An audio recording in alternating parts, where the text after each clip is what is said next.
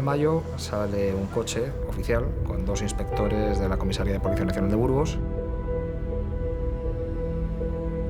Salimos de la Comisaría Provincial de Burgos en un vehículo camuflado. Las detenidas eran la mujer y la hija de un funcionario del Cuerpo Nacional de Policía de la Comisaría de Astorga, y era también pues una forma de dar un plus de garantía, de imparcialidad. Los policías de Burgos vienen porque esto es un tema político. Si la muerta no fuera la presidenta de la Diputación, aquí no había aparecido ningún policía de Burgos. Las 2 detenidas por el crimen de Carrasco, madre e hija, siguen en el calabozo en comisarías separadas. La policía hace tiempo mientras busca el arma homicida y algunas pruebas más para armar un buen interrogatorio en el que las mujeres puedan incurrir en posibles contradicciones. ¿Usted se cree que los policías de Burgos no actuaron correctamente y las engañaron como chinos? Me lo creo al 100%.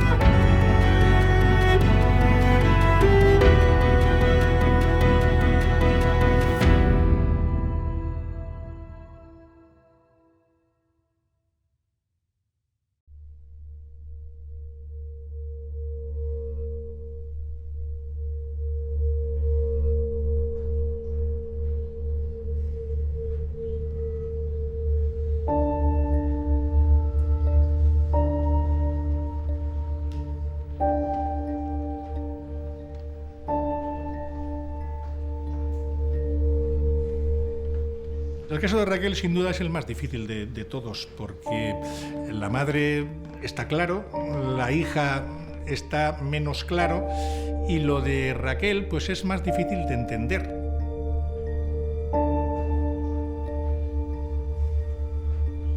La gente y el jurado pues seguramente dudará y dirá, pero bueno, las otras sí, parece que la odiaban mucho, pero esta ¿por qué lo hizo?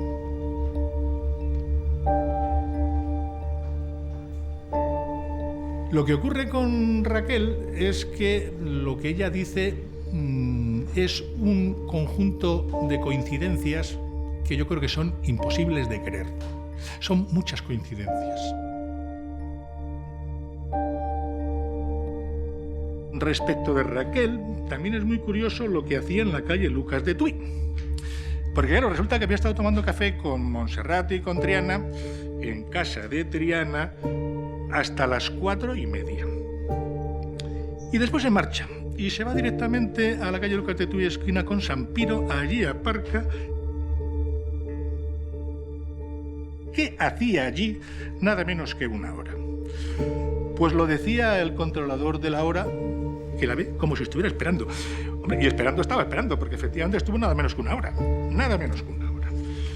Y yo creo que la única explicación de esa espera es que justamente estaba esperando a Triana. Triana introduce el bolse con el revólver en el coche de Raquel. En el coche de Raquel cuando estaba hablando con Julio, el controlador de la hora. Esto lo dice Triana, que sí que se lo mete en este momento, y lo que dice Raquel es que no se da cuenta. ¿Se puede creer esto? ¿Que no se da cuenta? Pues yo creo que tampoco. Y lo que hace después también es muy sorprendente. Se marcha de allí, ve en la Condesa que hay muchos coches de policía y no se para. Lo que hace es que coge su coche, baja hacia el Paseo de la Condesa. Allí ve que hay ya un cierto revuelo porque hay unos cuantos coches de policía y no se para a preguntar qué ha pasado. Cosa que ya nos llamó un poco la atención porque si es policía lo lógico es que preguntara qué ha pasado, puedo ayudar, y no lo hace.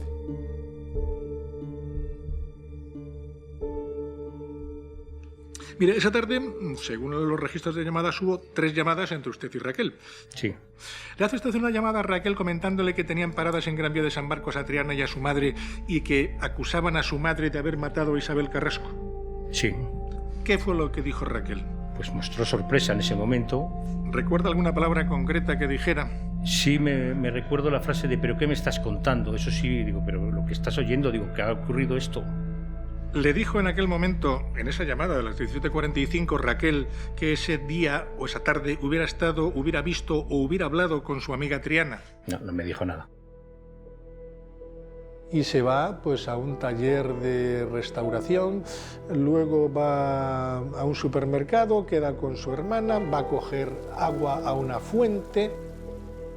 No le dice a nadie, ni siquiera a su pareja, ni a sus hermanos, ni a sus amigas, ni a sus compañeros de la policía, a nadie le dice que ha estado esa tarde tomando café con la madre y con la hija y que ha estado, que se ha encontrado con Triana en la calle Lucas de Tuy. No se lo dice a nadie, siendo policía además. Usted quedó en ir a casa de Raquel y fue sobre las 10 de la noche más o menos. Yo no sabía dónde vivía Raquel y toca el claxon y baja la ventanilla y me dice que suba al coche, que así ya ellas ya estaban como para bajar a la rampa. ¿Y se subió usted al coche de Raquel? Claro. ¿No notó nada en los pies? No. ¿Se le puede enseñar ese bolso? Sí.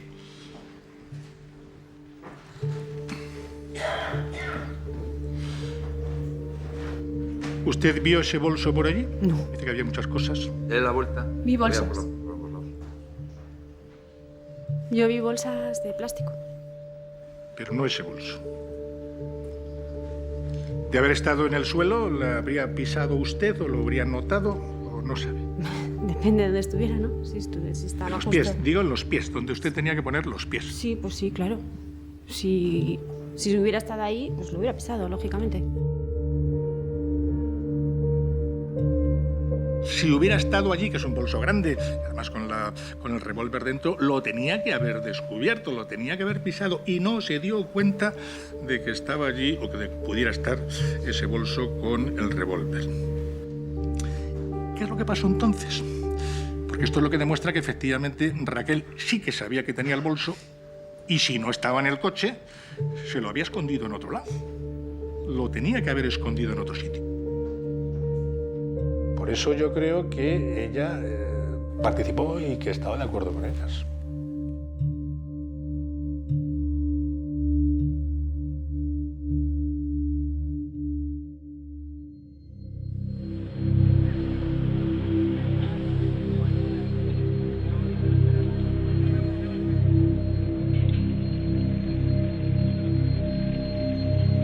Es cierto que hay muchísima presión mediática en torno a este tema.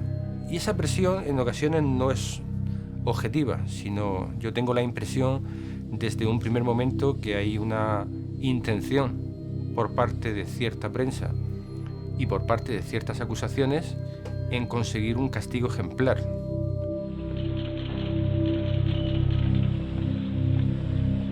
¿Cuál es el motivo que tiene usted o que tuvo para intervenir en este suceso? Yo no tengo ninguno. Vamos a ver, ¿usted tenía algún tipo de relación de enemistad con Isabel Carrasco? No, solo la conocía de vista, de verla en los medios de comunicación o en algún acto que nos toca estar, pero yo no la conocía personalmente. ¿Esta señora perjudicó de forma directa o indirecta a algún miembro de su familia? No, a nadie. Con la venia, buenos días, Raquel. Buenos días. ¿Conoce usted a Triana? Sí. ¿Qué relación tiene con ella? Mi amiga. Amiga. Amiga, muy amiga. Quiero decir que como su amistad. A ver, no puedo definirla como una amistad íntima, porque hay muchas cosas que ni nos hemos contado ni hemos compartido, como viajes o vacaciones, cosas así. pero somos amigas. ¿Se llamaban ustedes prácticamente todos los días? Sí. ¿Y algunos días más de una vez? Sí. ¿Tenían una relación más allá de la amistad, por ejemplo, una relación amorosa? No. Ya ha contestado que no tenía ningún tipo de relación íntima con Triana. ¿Tenía alguna otra relación o motivo de dependencia que le obligara, según la tesis de las acusaciones, a participar en estos hechos? No, ninguna. ¿Ninguna? Ninguna. ¿Usted por amistad suele hacer estas cosas, participar en hechos tan graves? Pues no.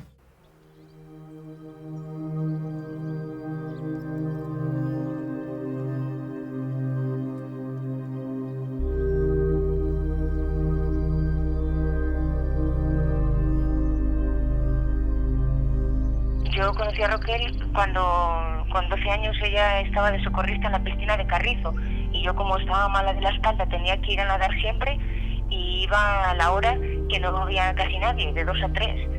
Y pues así nos hicimos amigas porque ella aprovechaba para nadar conmigo, era cuando la piscina quedaba vacía y nosotras pues éramos estudiantes y amigas, esperábamos pues estudiar y trabajar y como éramos, no sé.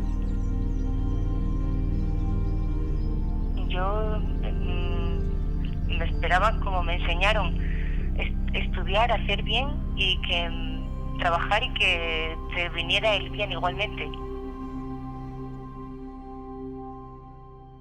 Ella tenía su vida, a mí me parece que bastante cómoda. Sus padres, su familia, su chico, su trabajo. Yo cuando he salido con ella es una persona de trato cordial, muy amable, muy educada. Posiblemente sea una persona introvertida. No hablaba de su vida privada, tampoco le preguntaba. Pero bien, cordial, amable, de buen trato.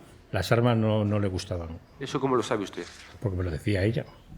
De hecho, le resultaba incómodo tener que llevar un arma, a pesar de que es un requisito de nuestra profesión, pero no le gustaba.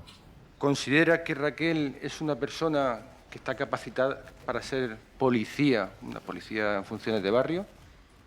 ¿Que realiza funciones de policía de barrio? Funciones de policía de barrio, sí. ¿Se resentiría más si estuviera en el grupo de seguridad ciudadana?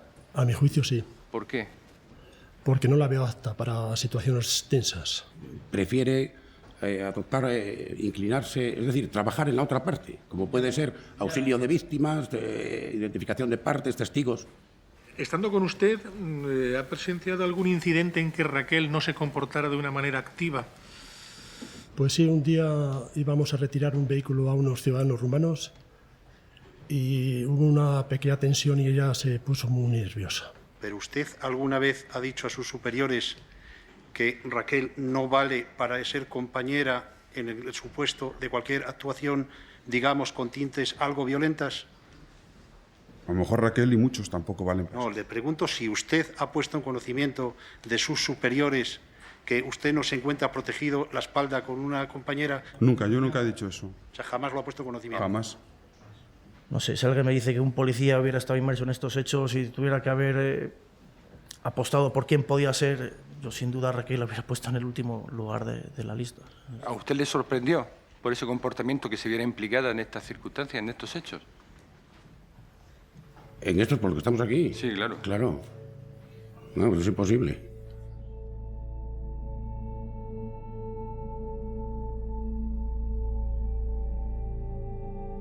Me iba a clase de restauración y decidí parar en Lucas de Tuy para ir a comprar una pintura. ¿Y no pensó que siendo las 4:30 en León, el 12 de mayo, igual estaba cerrada?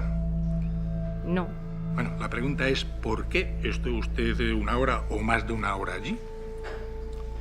Pues porque como sabía que podían variar el horario, decidí esperar un poquito. Bueno, pero usted fue a la tienda y estaba cerrada, ¿no? Sí. ¿Volvió antes de marchar a la tienda a ver si estaba abierta? No. O sea, que solamente fue una vez. Sí. Bueno, entonces la pregunta es de nuevo, ¿por qué estuvo tanto tiempo allí si fue solamente una vez y ni siquiera volvió a ver si había... Pues porque cuando...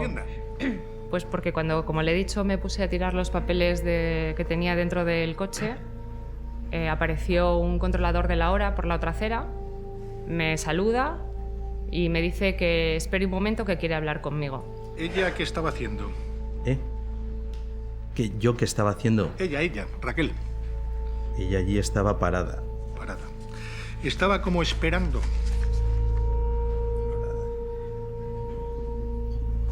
Parada esperando, sí.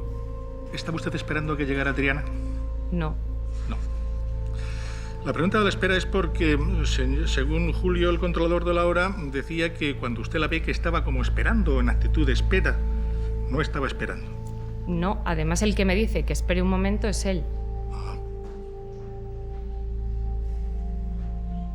Si ese Julio no hubiera aparecido, mi impresión es que ella se hubiera ido probablemente a los 5 minutos viendo que su amiga no abría la tienda.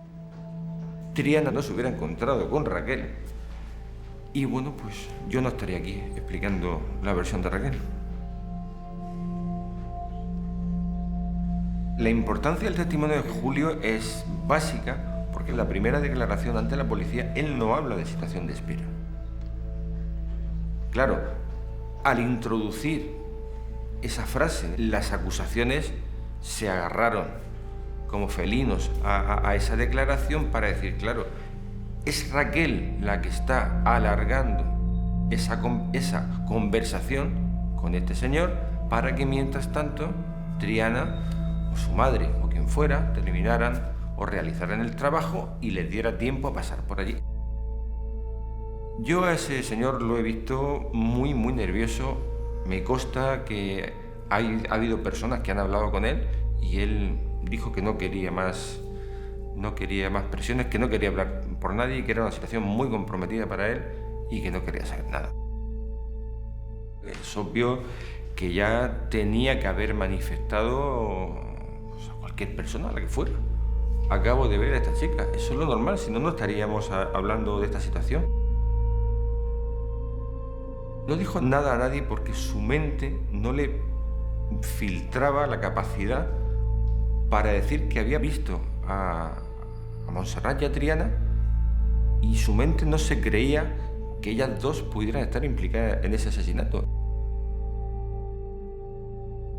No te crees que es verdad y como no lo crees, no lo asimilas y pasas a la siguiente situación cotidiana de tu vida.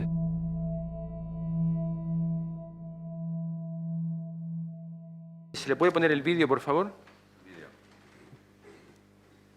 A ver si se puede ver desde el principio del vídeo. Sí. Es que El vídeo comienza ahí al comienzo del garaje.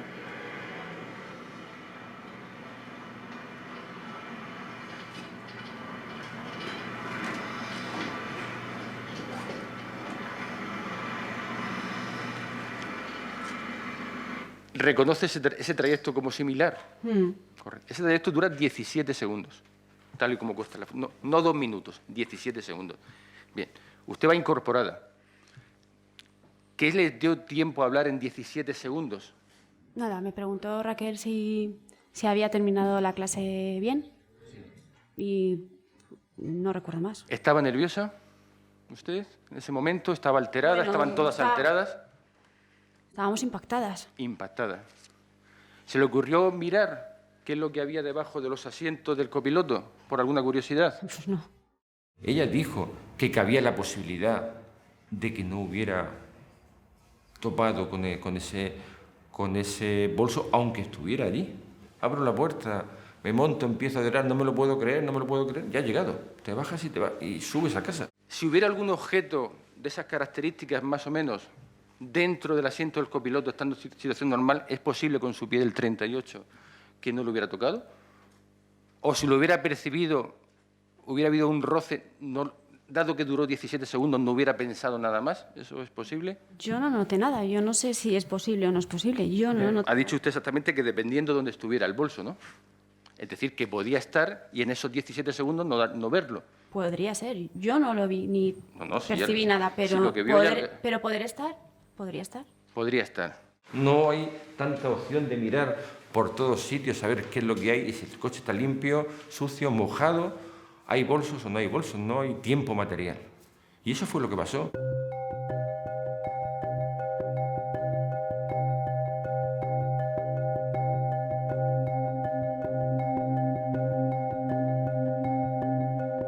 Usted fue comisionado para que viniera aquí a León a apoyar... Bueno, diga usted, ¿a qué vinieron a León? Bueno, pues yo soy comisionado, recibo una llamada en mi teléfono móvil particular sobre las 9:30 de la mañana del día 13 de mayo del 2014, en el que el jefe superior de Castilla y León me decía que, bueno, que quería reforzar la investigación por la muerte violenta que se seguía en la Comisaría Provincial de León por la muerte violenta de doña Isabel Carrasco Lorenzo. No nos olvidemos que las detenidas eran la mujer y la hija de un funcionario del Cuerpo Nacional de Policía, de la Comisaría de Astorga, y era también pues una forma de dar un plus de garantía, de imparcialidad. O sea, que lo que les ordenaba el jefe superior de Policía de Castilla y León era que vinieran a colaborar, a ayudar a los inspectores de León en la investigación. ¿Por qué? Pues supongo que será por la experiencia que él ha podido ver durante el tiempo que ha estado destinado en Burgos como comisario provincial. Sabía de nuestro modo de actuar. A las 12 aproximadamente pues nos reunimos con la jefa de la UDEP en su despacho y bueno, pues para ponernos un poco al día de la investigación. Entonces valoramos el hacer una serie de cosas, que es pues la recuperación de la llamada del 112, ordenamos redactar una serie de oficios a las compañías telefónicas para ver las llamadas entrantes y salientes a los móviles, posicionamientos de los móviles de los detenidos, y insistimos mucho en qué requisa se ha hecho de la zona de cara a recuperar el arma homicida. Entonces después, pues nada, la jefa de la UDE dice, bueno, para que lo miréis con más calma, porque en ese despacho pues había un trasiego pues que se pueden imaginar, ¿no? Pues de declaraciones, de vete para aquí, para allá. Dice, si no os importa, poneros en un despacho contiguo al que hay de la UDEP, que si no recuerdo mal pertenecía a delincuencia urbana. ¿Qué hora más o menos vieron ustedes a Montserrat? Aproximadamente, calculamos que sobre las 3 de la tarde es cuando empezamos a hablar con ella. ¿En qué estado venía ella? Cuando entra a Montserrat pues se la ve alterada, se la ve nerviosa, se la ve sobre todo enfadada. La jefa de la UDE de León nos dice si tenemos algún inconveniente en que se siente en el despacho nuestro, pues bueno, que estábamos nosotros dos allí tranquilamente, había menos trasiego. El caso es que bueno, en ese momento pues mi compañero y yo pues nos disponíamos a comer un bocadillo de jamón y una Coca-Cola. Digo, vamos, Sara, pues si tú quieres que te pidamos otro, digo, por nosotros no hay ningún problema. Digo, si tienes hambre, no te vas a quedar con hambre.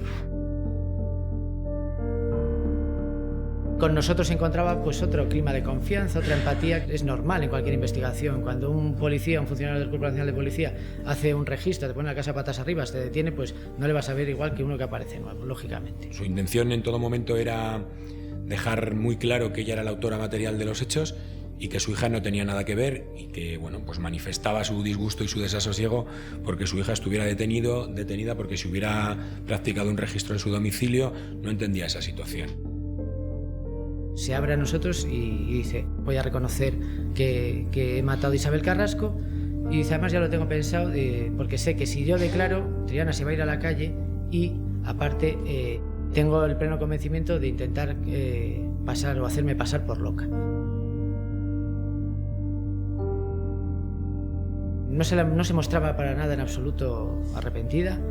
Ella pues... Recuerdo, no sé en qué momento de la conversación, decía, bueno, estaba harta de escuchar en muchos bares, en muchos sitios, hay que contratar a un sicario para matar a esta señora. Y dice, bueno, ¿qué sicario? Eso lo hago yo y se acabó.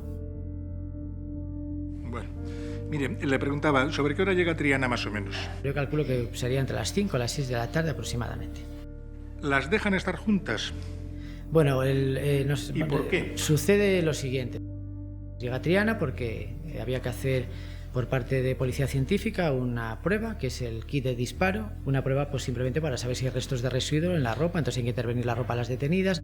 Montserrat la ve, dice, es Triana, es mi hija. Y digo, yo creo que sí. Por favor, es que quiero ver a mi hija, si me dejáis que la abrace, que me va a tranquilizar, para ver que yo sepa que está bien. Entonces, bueno, nosotros consultamos a la instructora de las diligencias, a la directora de la investigación, y dice, ya no veía ningún inconveniente en juntarlas. En el tiempo en que Montserrat y Triana están juntas, ¿oyen ustedes una conversación entre ellas sobre el arma?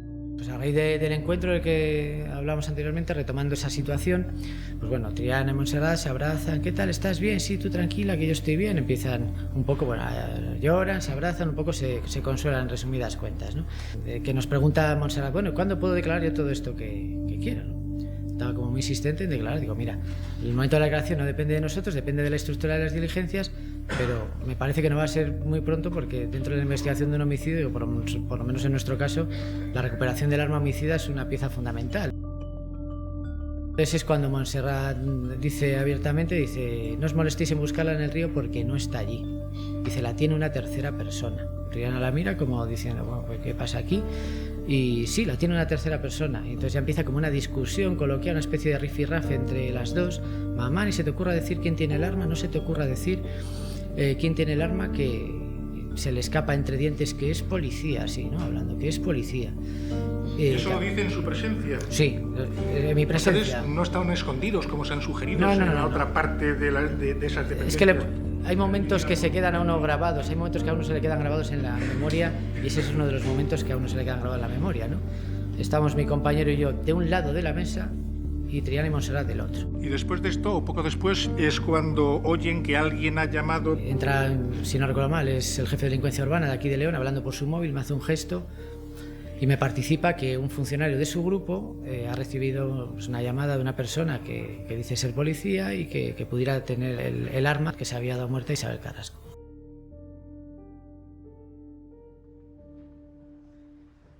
Vamos al momento en que usted descubre que se da cuenta al fin de que tiene el bolso en el coche. ¿Cómo fue? Cuéntelo. Pues simplemente vamos a meter una bicicleta en el coche para llevarla a arreglar. Sacamos la bicicleta, la tenemos atrás y hay que mover, como le digo, los asientos. Entonces yo abro el coche, dejo mi bolso en el asiento del conductor y desde ahí muevo el asiento del copiloto hacia adelante con la palanca.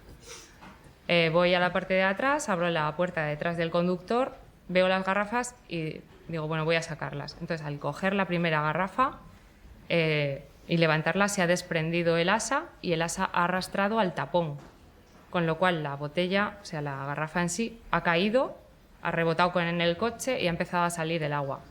En ese momento, pues mi hermana me empezó a decir, lo vas a mojar todo, no sé qué, con lo que tienes en el coche, y he empezado a quitar el agua, tanto del asiento como de todos los sitios. Y cuando he estado moviendo la mano, he visto algo negro, que podía ser una bolsa mía, cualquier cosa, y he ido a moverlo y he visto que era el bolso. Entonces, en ese momento, yo es cuando... me pongo muy nerviosa porque ese bolso yo se lo había prestado a Triana, ese bolso no me lo había devuelto y... Y era suyo, además, ese bolso. Era mío, sí, sí. Y era suyo. Sí. ¿Y?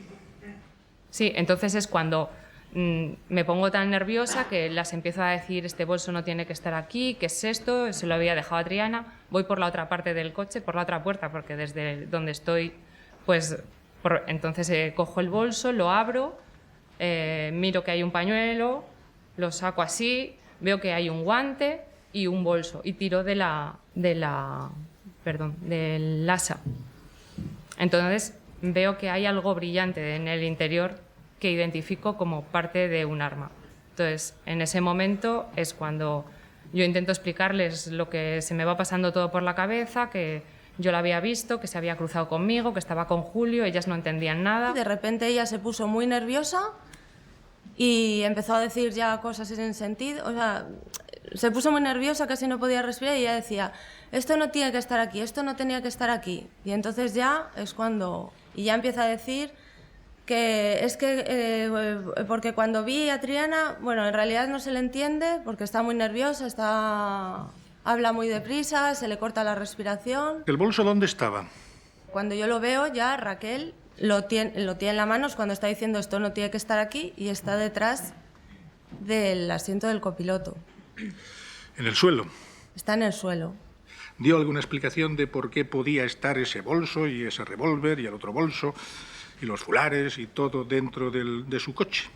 Bueno, ella estaba muy nerviosa y decía que aquello estaba allí dentro.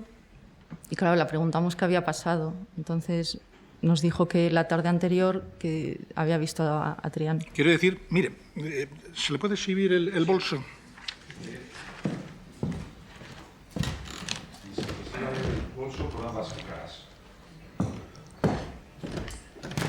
¿Era ese el bolso, lo recuerda usted?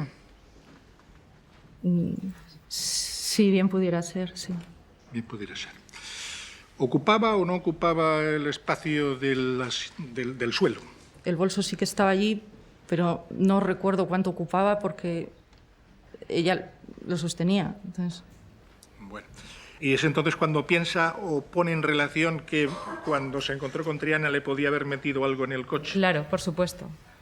Y después es cuando llamó a Nacho de la Policía Nacional. Bueno, ¿y él se presentó allí? ¿Se presentó con quién? Con un compañero que se llama Juanjo. ¿Y bajó primero él solo con usted al coche? Sí. Hablo con Raquel, lógicamente. La veo, es muy nerviosa, en estado de shock casi, me agarra. Mira, me ha pasado esto, pero el bolso que está ahí, bueno, un poquitín alterada, no, demasiado alterada. Entonces veo lo que es el vehículo con el portón levantado trasero y las puertas de atrás abiertas. Y me indica ya el bolso que se encuentra. Sí, ¿dónde estaba el bolso? El bolso estaba justamente encima de lo que es la alfombrilla de atrás del asiento del conductor, perdón, del acompañante. Señor, por ambas caras. ¿Era ese bolso? Sí.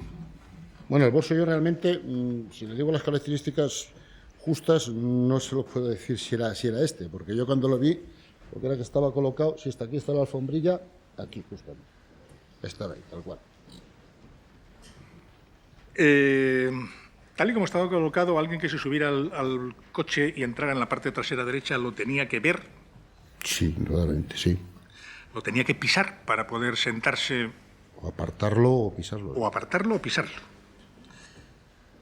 ¿El bolso usted vio su contenido al interior? Sí, entonces yo lo que hice, la verdad es que se veía muy mal. Cogí el bolso, lo cogí con un bolígrafo, aparté lo que es lo abrí y con la otra mano y el teléfono y lo que es la linterna enfoqué dentro. Y lo que sí vi es lo que son la empuñadura de un arma. ¿Abierto un poco? Sí, para ver, sí, porque yo lo que vi fue la empuñadura y parte del metal. Y como estaba entrando y saliendo gente de allí del aparcamiento, pues le dije, oye, mira, deja esto aquí, vamos a subir para arriba. ¿Y abajo en el coche o en el garaje quién quedó?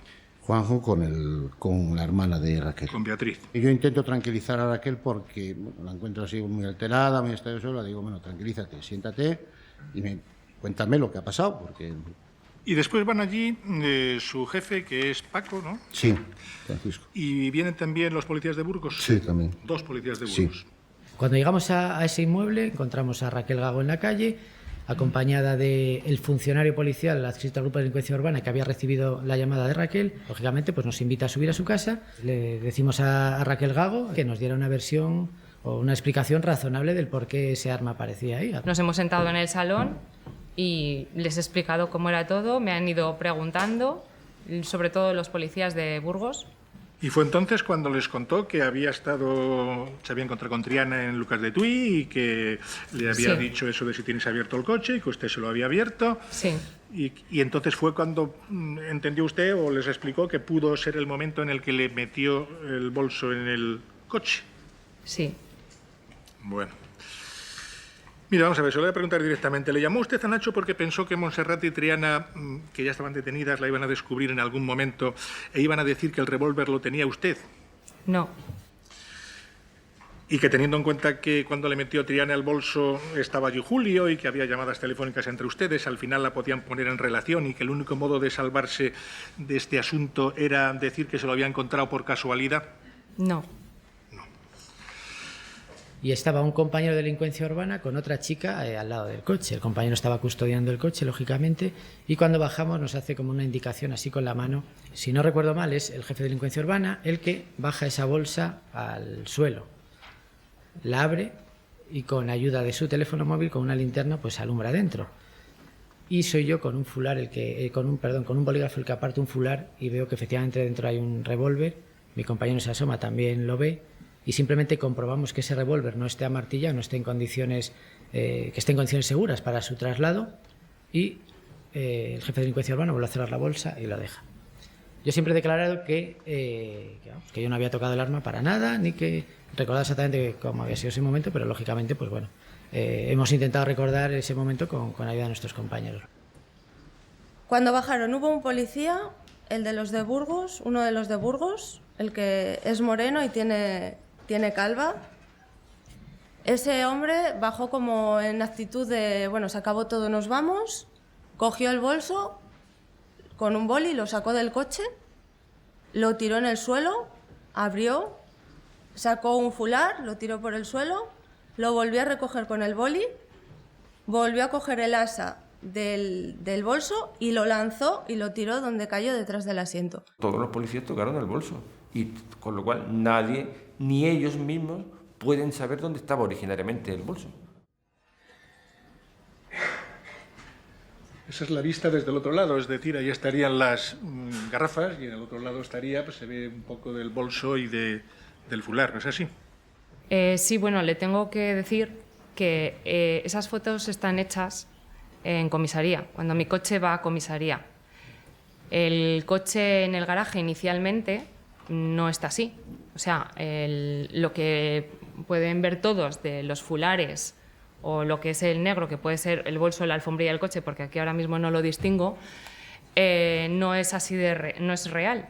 En mi casa la primera que muevo el bolso para saber qué era o qué había soy yo, que lo limpio de agua, porque es cuando noto lo que es el bolso que yo le había prestado, y después Nacho cuando va mira el bolso para comprobar que hay un arma, con lo cual se sube el bolso, miran para comprobar que hay un arma. Los policías de Burgos que van a mi casa sacan el bolso del coche, lo tiran en el suelo, miran en su interior y lo vuelven a meter. Entonces esas fotos hechas en comisaría, después cuando ellos vuelven a dejar ahí el bolso, no son las iniciales. Eso de que lo sacaron y lo volvieron a meter ya no lo dirán ellos. En principio Sí. no lo dicen, que lo hicieran, es decir, que lo movieron. No, tampoco dicen que estuvieron en mi casa, y sí estuvieron, y eso es comprobado. Y también les vio las personas que estaban en el garaje que sacaron el bolso. Ya lo declararon ellos. Estos policías de Burgos vinieron porque se los mandó su jefe y lo mandó en principio para que fuera la investigación con más apariencia de imparcialidad. Luego, pues claro, esto lógicamente aquí en León no les gustó. Y quizá por eso ellos, aunque intervinieron, quisieron mantenerse al margen o no querían que aparecieran en las actuaciones. Y por eso cometieron el error, que fue un error tonto, de decir que no habían estado en casa de Raquel cuando sí que estuvieron. Ustedes en su primera declaración ante el juzgado dijeron que no habían estado en el garaje y en la casa de Raquel. ¿Por qué? Vamos a ver, nosotros cuando manifestamos eso, lo que queremos decir es que conforme a lo redactado en el atestado de León, no figuramos que hayamos estado allí. ¿Qué ocurre? Nosotros vamos a prestar declaración al juzgado de instrucción, hacemos una declaración, salimos pues bueno, contentos en el sentido de decir, bueno, pues bien, pero tenemos un malestar porque hemos dicho que no hemos estado allí cuando verdaderamente hemos estado, ¿no?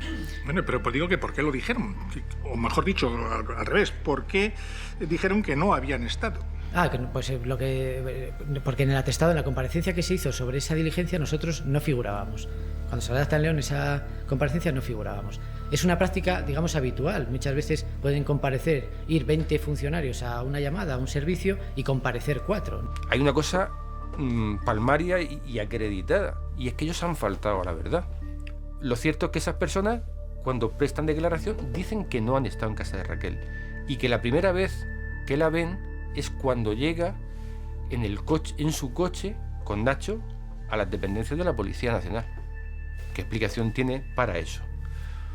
Pues realmente no lo sé. Yo la interpretación que puedo tener es que pretendían terminar la instrucción cuanto antes, y aunque no sea un tema que a mí directamente me incumba, de alguna forma esas mentiras, porque son mentiras, no se puede llamar de otra manera, confirman la tesis que viene manteniendo el otro compañero de la defensa. Porque claro, si esos dos inspectores son los que supuestamente han hablado con Montserrat y Triana y al parecer pues se le han engañado, coaccionado o sugerido cierta parte de las declaraciones, pues claro, como eso realmente si fue así, eso es ilegal, la manera de que no quede rastro es no aparecer. Sí, porque él estaba ahí sentado y estábamos con él y el otro ahí, y cuando estaba el ordenador. ¿El ordenador estaba aquí o estaba aquí? Estaba aquí. No estaba aquí. Ahí, sí, que fue el que me dijo que estábamos así. Sí. Pues nada, grave esta posición. Espera. salgan todos los trabajadores, que si no va al sitio. Las declaraciones en comisaría, cuando nosotros vemos a Montserrat y a Triana en prisión y nos cuentan lo sucedido, inmediatamente presentamos un escrito de nulidad, sobre todo por el tema del pasadizo, porque qué duda cabe que habría cosas que dijeron que eran verdad, pero había temas fundamentales, como es lo del pasadizo, que nos dijeron claramente que se lo habían dicho los policías de Burgos, y como venían a hacerle un favor, pues creyeron que era lo mejor, y por eso dijeron eso. Montserrat lo que decía es que había tirado el arma. Montserrat no sabía dónde estaba el arma. Por eso deciden que venga la hija. Porque la hija a lo mejor sí lo sabía. Triana dice que no lo puede decir porque lo tiene una tercera persona y no lo puede decir. Y es en ese preciso momento, cuando le dice que lo tiene una tercera persona, y ven la negativa de Triana a decir quién la tiene, cuando las dejan solas. Y las dejan solas metiéndose uno en el otro compartimento. Cierra la puerta, se confían, y es cuando ellas hablan. Está claro que si era un plan de 3, ya tenía que saber entonces Montserrat quién tenía el arma, ¿no? No haría falta que lo preguntara.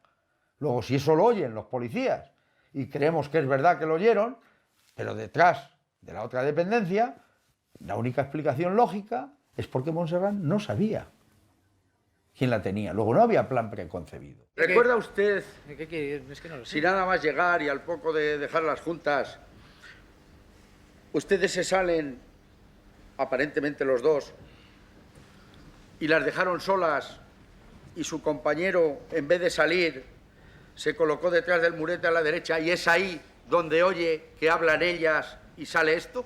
Eso es rotundamente falso. Falso. En ningún momento han estado solas. Vale. No han estado nunca solas, ellas lo dicen que sí. Ahora, en cambio, en la custodia, cuando le estoy diciendo que nosotros no están todo el rato, ni yo estoy todo el rato ahí, es lo que le dije también inicialmente. Mi compañero sale, yo entro, salgo. Nunca han estado solas. ¿Cuándo estaba la pregunta?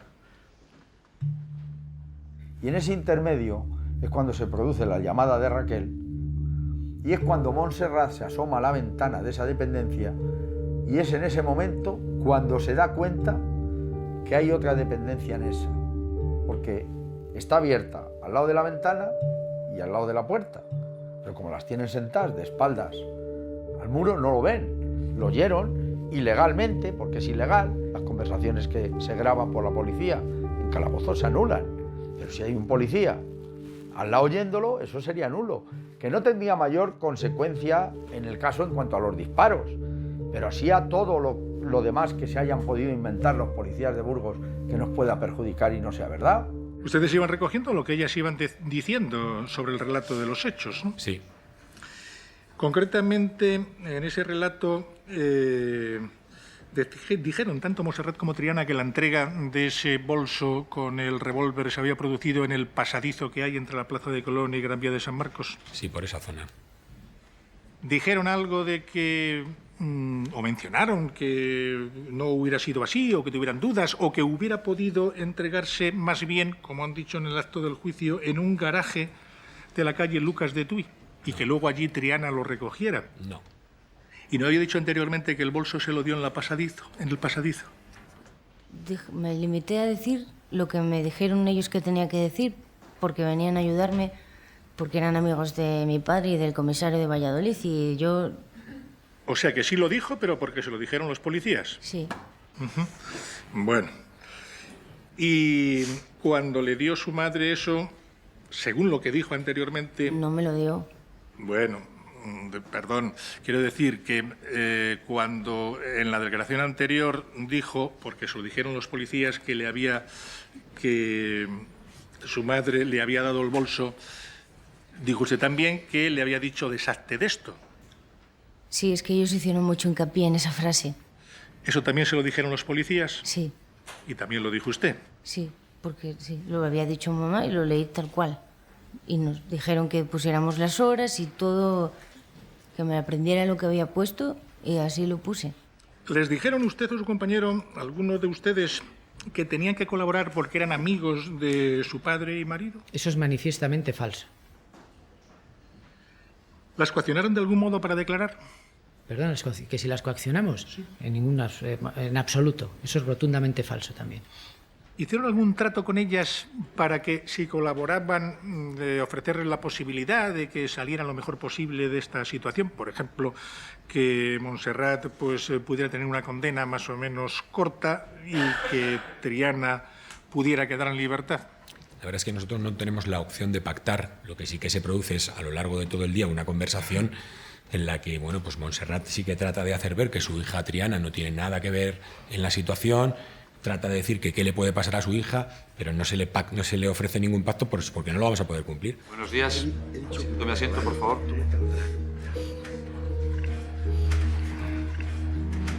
¿Usted, don José Fernando Cornejo Pablos? Sí. Es amigo de Pablo, el esposo de Montserrat y padre de Triana, ¿no? Sí, somos amigos porque somos del mismo pueblo y nos conocemos desde chicos, desde siempre, y soy amigo de él. Desde siempre. Mire, ¿usted estuvo presente en las declaraciones de Montserrat y de Triana? Sí, en las dos. ¿Ante la policía? Sí, sí, claro. ¿Vio usted algo irregular en sus declaraciones? ¿Cómo, perdón? Que si vio usted algo irregular en sus declaraciones, en la práctica de la declaración. Bueno, en la práctica de la declaración, yo, evidentemente, habiéndolo hablado con mis compañeros, lo que cuando llegó primero declaró Montserrat, yo le dije que no declarara, ella declaró. Es más, al policía, a uno de los dos inspectores o policías que habían venido de Burgos, que iban a hacer las diligencias de declaración, yo ya le había manifestado que la diligencia iba a ser muy breve porque no iban a declarar. Él ya me manifestó, hombre, no, porque tal. Bueno, esas conversaciones normales. A ver, perdone, eso de hombre no, lo que le dijo exactamente fue que, bueno, que si ellas querían declarar, que declararan, o que solo tendrían que decidir ellas, ¿o qué? Me decía que no les dijera que no declararan. Y yo ya les dije, yo les tengo que decir que tienen derecho a no declarar, que mi consejo es que no declaren. Lo que le dije al abogado es, una vez que él hizo esa manifestación, le dije, su participación en este momento no procede. Una vez que acabe la declaración... ¿Por qué no iba a proceder? Pues porque cualquier tipo de incidencia que surja durante la declaración la debe hacer constar al finalizar. No debía hacer ningún tipo de recomendación a la hora de declarar o no declarar. Y le dije, voy a proceder a informarle nuevamente de los derechos. Y le informé... Sí, para que dijeran que sí, que ya estaban convencidos. No, le informé nuevamente del párrafo que dice tiene derecho a no declarar contra sí misma, a no confesarse culpable, a no contestar alguna de las preguntas o a manifestar solo ante la autoridad judicial. Creo que solo le llegué a leer 3 veces. ¿Usted advirtió en el juzgado que se hubiera producido alguna irregularidad en la declaración policial?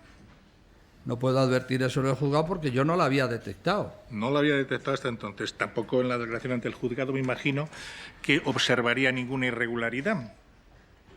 Pues si me permite, señor fiscal, lo único que observé en el juzgado era, y en algún momento lo hice constar, por decirlo así, y le pido perdón, el tono del señor fiscal, que era usted, cómo interrogaba y en algún momento se mofaba y hacía sarcasmos con respecto a la declaración que estaba haciendo Triana. Vamos, me parecen absolutamente fuera de lugar, aparte de que no existieron, claro. Pero usted pregunta y le contesta. Claro, yo le pido perdón, señor fiscal, pero esa es la realidad. Silencio en la sala, por favor. Cuando ya ingresaron en prisión esa madrugada, yo al día siguiente, antes de irme a Madrid, las visité en Valdehierro. Tampoco yo sospechaba lo que luego descubrí hablando con Triana. Claro, a Triana sí. A Triana ya le pregunté, digo, oye, tu madre dice que un policía que le ha dicho que tú no ibas a entrar en prisión, dime qué es eso. Y ya Triana me contó. ¿Qué le contó Triana? Hombre, ya me contó que habían estado juntas durante la tarde en la comisaría, que les habían leído un artículo del Código Penal que a ella la eximía por el encubrimiento parental, etcétera, y que les habían dicho que si declaraban dónde estaba el arma, etcétera, etcétera, que a ella no le iba a pasar nada porque ese artículo le amparaba a ella y que, por tanto, su madre, que reconocía haber realizado el hecho, pues sería la única que tendría que... Pero que ella ni siquiera... Eso es lo que ya me contó Triana. ¿No le dijeron por qué no se lo había contado a usted esto anteriormente, antes de las declaraciones? No me lo dijeron. ¿Y cómo me van a decir por qué no me lo habían contado antes de las declaraciones? Ellas estaban convencidas. Si no me habían hecho caso a mí cuando les dije que no declararan, ¿qué me van a contar a mí? Yo descubro eso por casualidad. Cuando me fue contando cosas, la fui diciendo, esto es muy grave, esto no puede ser. Y salí de allí y lo primero que hice desde allí mismo, desde el coche, llamé al padre, a Pablo, y llamé al letrado, que ya estaba designado y ya había dicho que podía hacerse cargo de la defensa, y les dije, oye, a estas mujeres las han engañado. Eso es todo lo que les dije. Y yo me di cuenta en ese momento, pero no antes, claro, si es que no podía. Última pregunta. Vamos a ver, y todo esto que dice que le contaron en ese momento, el engaño, el trato, ¿es cierto que no es nada más que una estrategia para tratar de anular las declaraciones ante la policía y ante el juzgado de Montserrat y de Triana en la medida en que le perjudican? Vamos, yo no admito eso, es absolutamente incierto y me siento tan ofendido como usted antes cuando yo he manifestado. No es cierto lo que usted está preguntándome, señor fiscal, con todo respeto. Pues nada más. Cuando usted ve las actuaciones y ya ha sabido lo que le han contado su hija y su mujer respecto al trato y todo esto del lío de los policías de Burgos, usted como profesional que conoce la mecánica policial, ¿usted se cree que los policías de Burgos no actuaron correctamente y las engañaron como chinos? Me lo creo al 100%. Y además que era un procedimiento de manual, de perros viejos en la brigada judicial o en homicidios. Ganan la confianza de un detenido o detenida, en este caso madre e hija, que no es lo usual. Ganan la confianza, ven los puntos débiles de esa persona o de una persona. En este caso, por ejemplo, sería mi hija.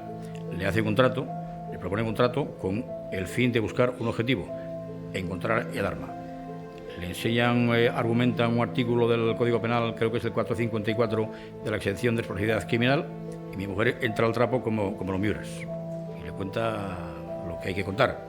Creo que fue una declaración guiada, con un guión escasa y corta, con el único fin de que no hablasen con el abogado y llegasen a esa conclusión. Nada más. Cuando usted le cuenta a su hija que le ha dejado leer la declaración y todo eso, ¿usted cree que es una estrategia de su hija? En absoluto.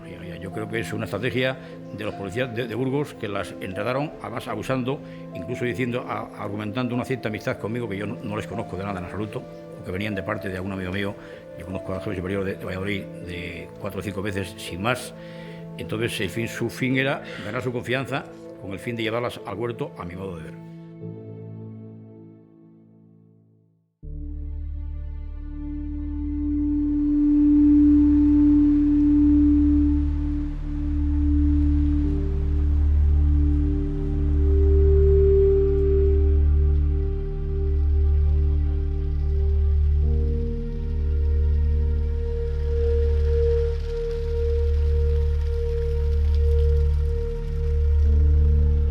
Recordarán ustedes que el primer día del juicio, al hacer la presentación, les dije como resumen que mi actuación iba a ser imparcial, que yo entendía que aquí había habido un asesinato, que en ese asesinato habían participado las 3 acusadas con el mismo nivel de responsabilidad y que no estaban locas. Hoy, después de la prueba que se ha practicado, sigo sosteniendo exactamente lo mismo. Si no estuviera convencido, no acusaría así, o acusaría por menos, o no acusaría. Porque mi obligación es ser tan imparcial como el juez. Para que triunfen las tesis de las acusaciones son necesarios 7 votos de los 9. Para que triunfen las tesis de las defensas basta con 5 votos. Si no podemos convencer por lo menos a 7 de los 9 y no les abrimos otras posibilidades, tanto Raquel como Triana podrían quedar absueltas y no podemos arriesgarnos a eso. Yo lo que tengo que ofrecer al jurado es varias posibilidades. Para cada una de las 3 acusadas, también para Raquel, solicito las penas de 19 años de prisión. Luego, además, formulo lo que se llaman conclusiones alternativas, cómplices tanto Triana como Raquel. La pena que solicito sería inferior, sería de 12 años de prisión. Y luego introduzco una tercera posibilidad, que sería solamente para Raquel Gago, que es que no fuera ni autora ni cómplice, solamente encubridora. Esa es la otra posibilidad. Solicito para ella una pena de 3 años de prisión. No me puedo arriesgar a que consideren que no es culpable y salga a la calle. Ustedes ahora son jueces y tienen que comportarse como jueces. Tienen que valorar las pruebas que les hemos presentado y resolver con sentido común y sensatez. Y si he logrado convencerles, tienen que condenar sin miedo, porque tienen que cumplir su función y porque la ley debe cumplirse. Solo hay una víctima, no se olviden, solo una. Y esa es la familia de mi representada. Y esa es mi representada. Porque de la cárcel se sale, del cementerio no. Y a ustedes les pido una cosa. Les pido que hagan justicia, que juzguen hechos y que apliquen la ley. Señoras y señores del jurado, todos ustedes son padres, hermanos, hijos, familiares y han oído argumentar que la asesina mató a una persona indefensa solo por odio, porque dañaba a su hija. ¿Es que por odio se puede matar? Se planificó fríamente, se asesinó salvajemente, se encubrió con total maldad. Todo para ellos estaba justificado. Isabel Carrasco era odiada por mucha gente en León, especialmente por ser mujer. Mujer inteligentísima, con gran capacidad de trabajo, buena gestora del dinero de todos. Pero en una ciudad provinciana, mandada por hombres, este crimen terrible y típico de animales no puede quedar impune por el bien de nuestra sociedad. Señoras y señores del jurado, esto no es el clásico juicio de las películas americanas, donde los acusados siempre son los buenos. Eso es una película. Y lo que hemos vivido ustedes y nosotros es la realidad. Montserrat González, Triana Martínez y Raquel Gago truncaron la vida de un ser humano, Isabel Carrasco, que podía ser mejor o peor, fea o guapa, lista o torpe, alta o baja, pero que tenía todo el derecho del mundo a vivir. Aquí no se trata de buscar venganza, pero si queremos que Loreto Rodríguez Carrasco, su hija, que su pareja sentimental, que sus múltiples amigos, si queremos que la sociedad española quiera la justicia, necesariamente tiene que considerarse que Montserrat González, Triana Martínez y Raquel Gago son culpables del asesinato de Isabel Carrasco.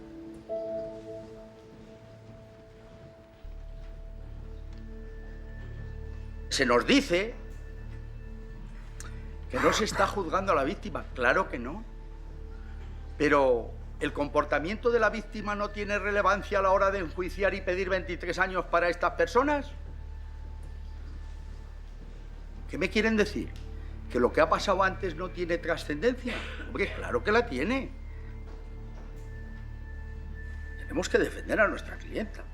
Y no nos hemos metido con temas políticos, ni con púnicas, ni con nada. Nosotros solo a lo que ha afectado estrictamente a ella. Y no entendíamos toda esta persecución de una presidenta de la Diputación contra una funcionaria que ya no trabajaba allí, sino tenía un trasfondo. ¿Y cuál es el trasfondo? El despecho. Nosotros consideramos que toda esta persecución viene por sentirse herida doña Isabel. Las acusaciones tienen que demostrar la culpabilidad de todo acusado y el inocente tiene el beneficio y la presunción de inocencia. Porque no valen las dudas. Hay que tener certeza para meter 23 años en la cárcel a una persona. Yo, que conozco a Raquel desde hace 1 año y medio y hasta puedo decir realmente pues que le tengo afecto y hemos generado una relación, pues incluso de amistad, me invade esa responsabilidad de tener que defender a alguien que es inocente. Todos somos inocentes, salvo que se demuestre lo contrario. El que acusa tiene que probar. Y nosotros parece ser que nos corresponde la carga de probar que somos inocentes. Y eso en derecho se llama prueba diabólica. ¿Cómo puedo probar yo que no he hecho algo? ¿Qué persona se involucra en unos hechos de estas características, de esta magnitud, de esta entidad, solamente por amistad? Yo creo que debe haber algo más para condenar por 23 años a una persona. Si yo estoy convencido de algo y estoy convencido de la culpabilidad en concepto de autor, ¿por qué tengo que presentar alternativa? El Ministerio Fiscal lo ha dicho, no quiero que salgan a sueltas. Si son culpables como autoras, lo son. Y no hay alternativa. Lo son o no lo son. No se puede estar jugando con la vida de las personas de esta forma tan simple.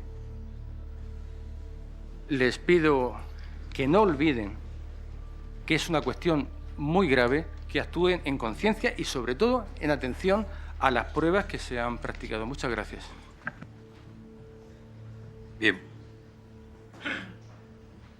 La ley establece que el juicio concluye con la última palabra de las, en este caso, de las acusadas. Por favor, la acusada, doña Montserrat Ascensión González, póngase en pie, por favor.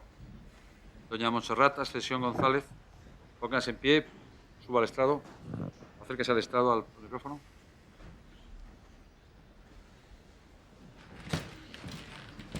Doña Montserrat, tiene usted derecho a decir la última palabra en el juicio. Puede usted decir lo que crea conveniente, siempre que sea breve. No quiero hablar. ¿No quiere usted hablar? Puede sentarse. La acusada, doña Montserrat Triana Martínez, póngase en pie, por favor. Acérquese al micrófono.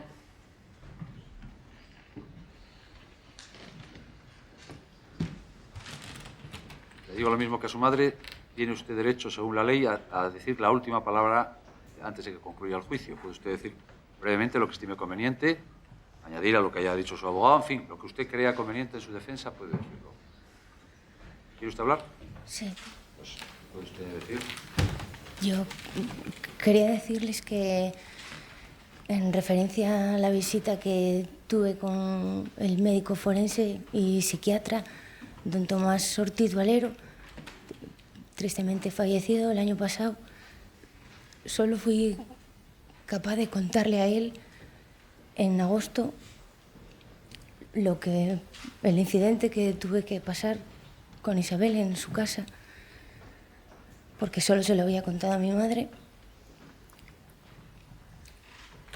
Y de esto nada más. Sí, quiero decir que también me da mucha pena haber tenido que escuchar aquí a muchos de los testigos, no todos, pero muchos, que han venido a decir mentiras, que no se acordaban de sucesos que pasaron, casi no me conocían o que no eran amigos. Otros también han desaparecido, no han querido venir o no están ausentes y, bueno, eso. Muy bien, puede usted sentarse. Doña Raquel Galgo Rodríguez, póngase en pie, por favor. Le digo lo mismo que al resto de las acusadas. Tiene usted derecho a decir la última palabra antes de concluir el juicio. Puede usted decir en su defensa lo que estime conveniente, siempre que sea breve y guarde usted el debido respeto a las personas del tribunal y demás. Muchas gracias. Lo primero que quiero decir es que yo lo repetí aquí, o lo dije anteriormente aquí cuando vine a una vista oral en el mes de enero, y es que soy inocente.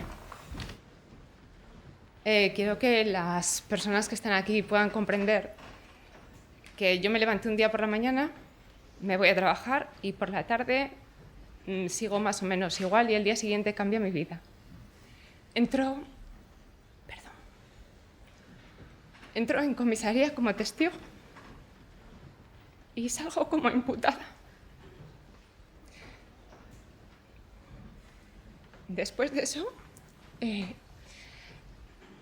la jueza instructora decide que me voy a prisión, donde estoy 8 meses y medio. No quiero explicarles lo que es eso, porque creo que se tiene que vivir. Y, por supuesto, que lo ha dicho mi abogado y siempre habla en mi nombre, y es que yo no conocía a Isabel Carrasco, pero a nadie, ni a ella ni a nadie le deseo lo que le ha ocurrido. Pero las personas que a mí me conocen, que me quieren, que están a mi lado y que han estado todo este tiempo a mi lado, saben realmente quién soy y cómo soy. Las personas que me han visto una vez, o ni siquiera una, y se atreven a decir muchas cosas, pues ellos sabrán, allá su conciencia. Y tanto mi familia, me imagino que si ustedes se ponen, no en mi lugar, pero sí en el de mis padres o mis hermanos, pueden imaginarse lo que han podido pasar durante todo este tiempo, donde prácticamente año y medio, un poco más, yo no he tenido vida. Aparte de que ya la vida en prisión es no tener vida, después, aunque he estado en libertad, tampoco es tenerla. Porque siempre hay algo sobre ti que hasta que no se aclare no puedes tener nada. Solamente agradecer a Fermín, que está a mi lado, a las personas, amigos y demás que siempre han estado ahí, y repetirles que miren y escuchen lo que aquí se ha dicho y soy inocente. Gracias. Bien, con la declaración de las acusadas, por lo tanto, queda concluso el juicio. El juicio, desde este momento, ha terminado. No queda visto para sentencia todavía, porque es necesaria la deliberación y obtención de un veredicto. Por lo tanto, el juicio ha concluido. Despejen la sala y quedaremos convocados las partes y el jurado el miércoles a las 9 de la mañana.